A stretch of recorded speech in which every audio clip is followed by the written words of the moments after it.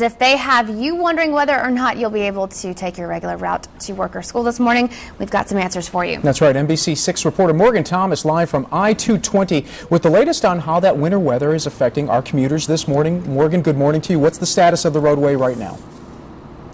Good morning, Leslie and Dan. As you can see behind me, this on-ramp onto Interstate 220 is still shut down, and that is the case for all the on-ramps in Caddo and Bossier Parish. So is I-49 in Shreveport, north of 3132. That is still shut down as well. Both of these roadways were shut down by DOTD officials yesterday morning.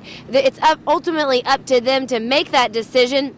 However, they heavily rely on local law enforcement who are out on patrol, checking on road conditions to make those decisions. Yesterday morning, Shreveport police kept DOTD abreast of problems they saw on the different major thoroughfares like 220 and I-49 and even Loop 3132. On that road, they had to work a number of accidents when vehicles went off the road as they hit ice patches on overpasses.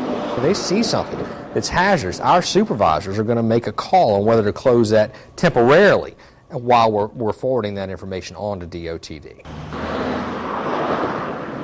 And that's exactly what police had to do on the 3132 overpasses, just like you said, until salt or sand trucks could get out to those areas. Drivers had to exit each time there was had to exit before the overpasses, and then they were allowed to get back on to the Loop 3132 after going through that exit.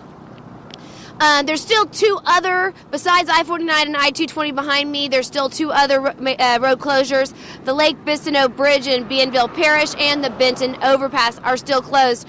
Obviously, crews with DOTD are going to be monitoring the situation. As soon as it's safe to get on those, they'll reopen them for drivers. But this morning, if you usually take these routes, give yourself extra time because right now they're still closed. Back to you guys in the studio.